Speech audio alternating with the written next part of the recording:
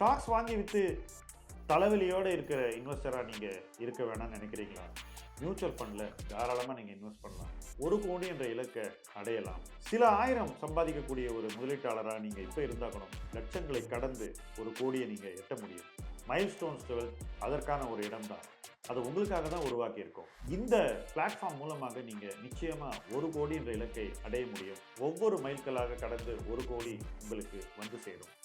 கீழே உள்ள ஃபார்மை ஃபில் பண்ணுங்கள், M2W சேருங்க, நிம்மதியாக இன்வெஸ்ட் பண்ணுங்கள்.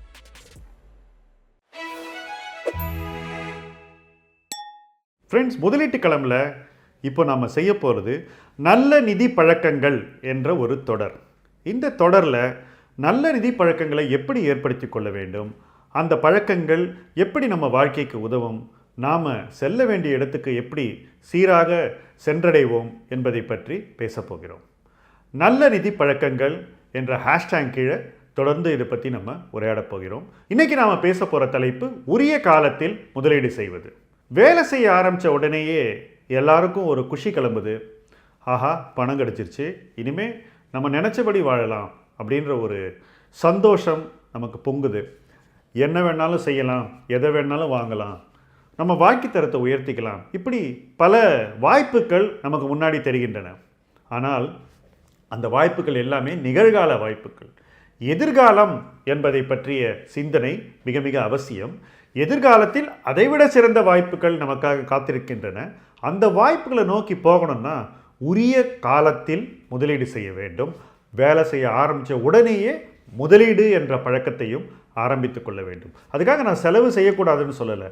செலவு செய்வது போக முதலீடு செய்வது என்ற பழக்கத்தை மாற்றி முதலீடு செய்வது போக செலவு செய்ய வேண்டும். சரி, எப்படி முதலீடு செய்யலாம்? ஒன்று, ரெகுலராக முதலீடு செய்வது என்பது, அதாவது மாதம் முதலீடு செய்வது என்ற பழக்கத்தை ஏற்படுத்தி கொள்ள வேண்டும். அதுதான் அடிப்படை.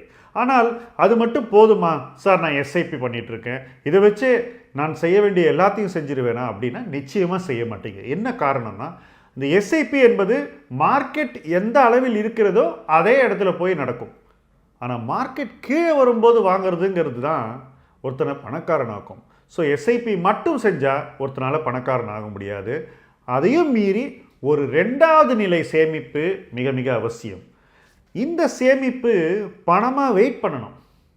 ஸோ மாதம் ஒரு தொகையை முதலீட்டுக்கு செலுத்துறது ஒரு பக்கம் இருந்தாலும், இதையும் மீறி இன்னொரு 2வது சேமிப்பு, அதாவது நம்ம செலவுகள் இவ்வளோ வேணும்னு ஒரு பிளான் பண்ணியிருப்போம், அதுலேயும் கொஞ்சம் பணத்தை மிச்சப்படுத்தி அந்த பணத்தை எப்போவுமே தொடர்ந்து தனியாக வச்சிட்ருக்கணும். அந்த பணத்தை சந்தை சரியும் போதோ அல்லது நமக்கு விருப்பமான ஒரு முதலீட்டு வாய்ப்பு நமக்கு முன்னாடி நமக்கு வேண்டிய ஒரு மதிப்பீட்டில் கிடைக்கும் போது அந்த முதலீட்டை நோக்கி செலுத்துறதுக்கு அதை தயார் நிலையில் வைத்திருக்க வேண்டும். ஸோ இந்த 2ம் இணைஞ்சாதான் நம்மால் நம்ம முதலீட்டு இலக்குகளை அடைய முடியும். மற்றவர்களை விடவும் சந்தையினுடைய குறியீடுகளை விடவும் அதிகமான ஒரு வருமானத்தையும் லாபத்தையும் ரிட்டர்னையும் நம்ம பார்க்க முடியும். இதுதான் உரிய காலத்தில் முதலீடு செய்வது என்பது பற்றிய அடிப்படை பார்வை. ஒவ்வொருத்தரும் 2 விஷயங்களையும் இணைந்து செய்ய வேண்டும். ஒன்றை மட்டும் செய்யக்கூடாது, 2ஐயும் செய்யணும்.